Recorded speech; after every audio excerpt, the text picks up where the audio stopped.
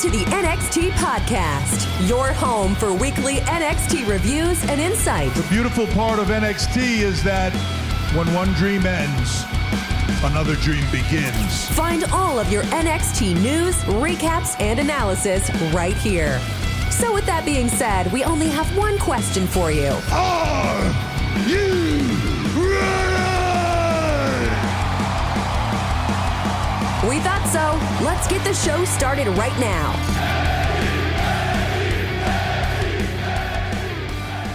Hey everybody, welcome to the NXT review on the WWE podcast. This is Jay. It's been a crazy week. And it's only going to get crazier next week at Madison Square Garden for both Raw and NXT. And we're going to talk a little bit about that. It started out this week on Saturday with, listen, I can't do a wrestling review, and I know this isn't NXT, but who knows, it could be someday. John Cena turning heel. Now, there's a little bit, I have a little bit of a different take on it than a lot of podcasters do, or a lot of not influencer, I don't know what I'm called, whatever, I'm a podcaster, I guess. I record a show once a week for your listening pleasure. I have a little bit of a different take on the whole John Cena thing for the main reason that generally for the entirety of, especially the crux of John Cena's career, I wasn't watching. Like, I knew who John Cena was, but up until 2022, I wasn't watching WWE. I wasn't watching wrestling at all. And so I saw John Cena come in at the very end of when I stopped watching in 2002. And then I obviously I caught him at the end, but for the majority of the meat, not the meat, basically the entire time John Cena was wrestling, I wasn't watching, so I don't have the same warm and fuzzies for John Cena. Like, don't get me wrong, John Cena's awesome. Like, I love the message. Before Saturday, I love the message that he sent. Loyalty, hustle, respect. Not in that order, of course. Again, not a John Cena person. But I also know enough to know that John Cena turning heel was a big deal, like a huge deal. I know that for a fact. And I do research. I've told you in the past, I do research. Like, I listen to other podcasters. I listen to Matt. I listen to other shows, a bunch of other shows. So I know how much of a big deal this is. And I know it's been akin to I've heard it akin to, obviously, the Hogan turn in, Bash at the Beach, and I believe it's 96. When he was brought out as the third member of the NWO. Obviously, I was here for all that. I know, so I heard it. It's similar, like, in stature to that. Also, think about it for a second. Think about this for a second. To me, this compares more, and I won't talk too much about it. Again, I know this is an NXT podcast, but you know what? I have the platform. I'll just give my thoughts. To me, this is more similar, not to the Hogan turn, but to, and I heard this week, and I agree. I don't remember where I heard it from, but to me, it seems more, I think maybe I'm busted open. This just seems more like the lead up to WrestleMania 3. Now, before WrestleMania 3, and I know most of you don't remember that because you're not old enough to, or maybe you are, I don't know, but most people listen to podcasts aren't old enough to remember WrestleMania 3. I did, that was when I first started watching. Between WrestleMania 2 and 3 is when I first started watching. They took the biggest babyface in the business in WrestleMania 3, and in order to pass the torch to the next big thing, i.e. Hulk Hogan at the time, they turned Andre the Giant heel. who was beloved even after, like, because if you remember, like the movie The Princess Bride that he was in, that everybody loved him in, that came out in the same year. He was a heel when that movie came out, and people still loved him. Yes, he played a heel. He played a great heel, for the record. 3 years. 3 years he played a heel, from WrestleMania 3 to WrestleMania 6, and he turned on Haku in WrestleMania 6 when they lost the tag titles. But for 3 years, he was a heel. He had a lot of big feuds during that time. Jake the Snake, Ultimate Warrior. There was a lot, I think Randy Savage at one point. There was a lot of big, but he turned heel specifically for the purpose of putting over Hulk Hogan in WrestleMania 3, which he did. Although if you hear that story, there's very, very much was a possible doubt. Even Hogan said there was a doubt that he definitely was going to do the deed. But he did. He ended up turning heel to put Hogan over, and then we all know what happened with Hogan. That's wrestling lore. So now I would akin John Cena to Andre the Giant. One of the biggest probably the biggest baby face in the last 20 years, regardless of how you felt about him, regardless of, whether you booed or cheered him, he was a baby face. And he's coming to the end of his career, as Andre was back then, and he now is turning heel to put over the next big thing now in Cody Rhodes. Now, Cody Rhodes already has title, just like Hogan had the title already back in 1987. And, but this push, if John Cena can garnish as much heat as Andre did back in 1987, this could hold the same result of Cena putting Cody over to make him even a bigger star. What do you think? Just a thought. I wanted to put that out there before I went into my review. Also, just so you know, the Cena the Cena rant on Monday night at the beginning of the show.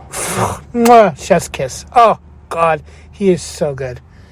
But that's an aside. That's, again, not the main roster. But how can I just focus on NXT when there's so much good stuff happening everywhere, including NXT and TNA. And we're going to talk about that. So, this week we had the NXT episode on 3/4/25. And so the reason why I said I was going to get it out the day after the show, and I was planning on it, but what happened was on Tuesday night when I went to watch it, Channel 11, which is the CW's channel in New York City, around where I'm from, they preempted NXT for the president's speech. So I didn't actually get to watch NXT live. I had to wait until it came on demand on last night. So I couldn't watch it till last night. So here I am giving the review tonight. So I apologize. I am going to get better. I do promise. I hope you guys are listening. Matt tells me that there's thousands of downloads, but I want to know for sure. Like, tell me, somebody reach out and say, hey, I hear you. I think you're stupidly wrong about the John Cena compared to Andre the Giant heel turn. Oh, hold on a second. All right, so let me continue. I have a better microphone now, so hopefully everything works out nicely. So let's talk about the NXT episode from... and I apologize for the weirdness. I was just, everything will be better moving forward. As far as this, the sound wasn't too bad, but it wasn't the same. So anyway, Okay, so anyway, let's move forward, and I apologize. It's been this episode's been wonky, but I didn't want to lose the things that I said to you before because I thought that they were important, and forgot to put my mic in. But now I think the sound's hopefully better, and we're going to move forward. So now let's talk about the NXT results for episode dating March 4th, 2025. It was at the Performance Center in Winter Park, Florida. And our announcers, your commentators are Vic Joseph, Booker T, and Corey Graves. And your ring announcer tonight was Lillian Garcia. Yes, she made, I guess, from what I hear, this was her first appearance ever on NXT, which is mind-blowing considering she was on for so long. Anyway, that's awesome. Got to, to be honest, well, we'll talk about that later. So anyway, let's talk about what happened on NXT that night. The first match of the night we had was Zarya and Sol Ruca versus Chelsea Green and Piper Niven. This came about as from a little interaction that they had last week in the back. This was a great match. I mean, Chelsea. Let's talk about Chelsea Green for a second. Chelsea Green is a Canadian treasure. I actually tweeted that to her one time. I never heard back from her. She's actually one of the few wrestlers on Twitter that will repost a lot of the things that you say about her. So just kind of keep that in mind. Chelsea, the way Chelsea does what she does in the ring, and she's not over the top. Although, don't get it twisted. I saw a Lucha Underground match between her and Penta, which she called herself Reclusa at the time. It was between Chelsea Green and Penta a couple years ago, and she was amazing. And against Penta, she was amazing. This does not change anything. She was great. And she was great in this match. Her and Piper Niven were great against Zarya and Sol Ruca. Sol Ruca, doing the high flying stuff was great. Zarya doing the power. She had Piper Niven lifted on her shoulders and did the at one point which I'm calling an F5 because it's the same move that Brock Lesnar does. And had her land on Chelsea. Chelsea ended up busting her nose. She ended up getting a bloody nose in the middle of the match. It was a great match. It was a fun match. And at the end, Sol Ruca ends up giving Chelsea Green a soul snatcher. Now, this is my only problem with this match. So Chelsea Green ends up getting pinned by Sol Ruca. So the only issue I have with this is this is the U.S. Women's Champion, and they were having her take the pin against Sol Ruca. Maybe that sets up a U.S. Women's title match. Chelsea Green against Sol Ruca. Maybe we'll have to see. But anyway, it was a great match, and at the end, Zarya and Sol Ruca end up getting the win. So high quality stuff. Next we go to Ava's office where we see Jordynne Grace, and she says that she has unfinished business with Roxanne Perez, and Cora Jade comes in and says that, and Grace says that Cora is just here to protect her best friend. Cora informs Jordynne that they are not. They are no longer best friends she's no longer best friends with Roxanne. Cora then thanks Ava for granting her a match with Jordynne's best friend, Masha Slamovich. So if you don't know who Masha Slamovich is, and she was there last night, and you could see her briefly, which I don't even know why they introduced her. Like, you only saw her for like a second and a half. Masha Slamovich is currently the TNA Knockouts champion, and I don't know. I think it's at the TNA next pay-per-view. Again, I don't watch TNA as much as I want to because, number one, I don't have the channel that it's on, and number two, if I pay for it, it costs $10 a month, and I pay for a lot of stuff already, to be honest. But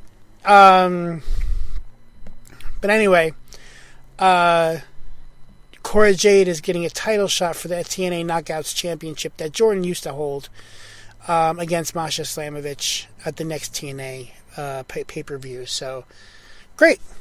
I love how they're intertwining everything that's going on. Yeah, so. And then Cora said once she becomes TNA Knockouts champion, she'll proclaim that she's a better champion than Jordan ever was. And Jordan responds by saying the day that happens, she'll retire. Ava likes where this is going and makes a match between Grace and Jade for later. Then Trick Williams wants to have a fight with Eddie Thorpe right now. Kale Dixon and Uriah Connors interrupt the conversation with a special gift for Ava. Dixon tells Trick to calm down because he's responsible for putting Chase U on the line in the first place. Trick shoves Dixon against the wall, and the anger, and then so basically they set up a match tonight for Kale versus Trick Williams, and this was I'll talk about that when we come to it. Next, we've got Kelly Kincaid, and she had a backstage interview with Tony D'Angelo. The Don welcomes Kelly back to the brand and has a lot to say about Izzy Dane, but she wants to respect the guidelines for the CW networks. He's here, but he respects the fact that Stax was looking out for him. The Don plans on finishing business with Shawn Spears. So just so you're aware, there's a NXT North American title later that night between Shawn Spears and Tony D'Angelo, and we'll talk about that. Second match we have, again, back-to-back women's matches. Just want to point that out. I have to point it out every time it happens. The second match, Jada Parker versus Kalani Jordan. Again, these two cook. It was a great match. I love the stuff that they do. Both of them are just amazing. In the end, Jada Parker wins. And Kalani Jordan, ever since losing the North American Women's title, which was a while ago at this point, because Fallon Henley and now Stephanie have had it for quite some time. She's on a 5 or 6 match losing streak. They got to figure out what to do with her, because right now she's just like the punk loser. Anyway, Jordan, at the end of the match, Jordan went for a 450 splash, and Parker ducked out of the way and connected with her hypnotic, which is basically her doing a hip bump to somebody's head, running by. So it was a great match. It was a good match. Love Jada, love Kalani. They're great. So I had said in the past that I didn't understand why they do these. They did this before. They're doing these press conferences during the NXT show. I know it's for, quote, the show of it, but there's 168 hours in the week. You can't figure out one of the other 166 hours to have a press conference that's not during the show itself. Because the way they make it look is they're doing this press conference during the entire show. We're only seeing glimpses of it. Anyway, we go to the press conference. Was Obafemi after the last match, talking about his title defense against Moose at NXT Roadblock. Very much looking forward to the clash. And he won't let somebody from TNA walk around with the NXT Championship. But he's very impressed with Moose's performance against Lexis King. And, yeah. So, by the way, I didn't mention this, and this is awesome. My father and I, and by the way, love my father. God bless my father. He really helped me. He and I are going to Roadblock next week, and I cannot wait. So next week when I do my review, it's going to be from the perspective of being there live. Being at NXT live. So excited about this, and not just any NXT show. Stephanie and Julia, Oba and Moose, like all the things. Oh my God, I cannot wait. So looking forward to it. Then we had a Julia and Stephanie video package just to hype up the match next week.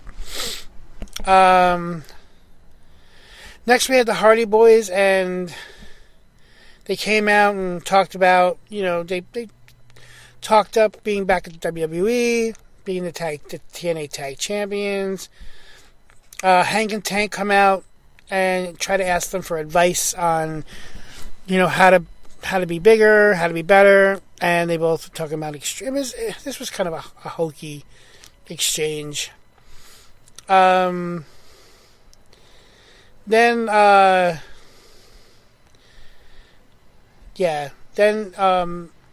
Josh Briggs and geez. And Inamura come out, and they all start brawling with each other. Hank and Tank and Josh Briggs and Inamura. And then Hardy's turn around and Fraxium is standing behind them. And it's just hype for next week, Roadblock. God, the Hardys and Fraxium, Obafemi and Moose, Julie and Stephanie, like, I can't wait. Can't freaking wait. Oh my God. Then there's a little snippet about WWE LFG. It turns out that they said that the 4 coaches, well, we know Booker T is always there, that the 4 coaches are going to be there at Madison Square Garden at NXT, which means The Undertaker is going to be there, Bubba Ray, and Mickie James in addition to Booker T. Can't wait to go. Oh my God, I can't wait. Third match. Women's match. So far, there has not been a men's match. Jordynne Grace versus Cora Jade. As I said before, Masha Slamovich was out watching the match in the crowd.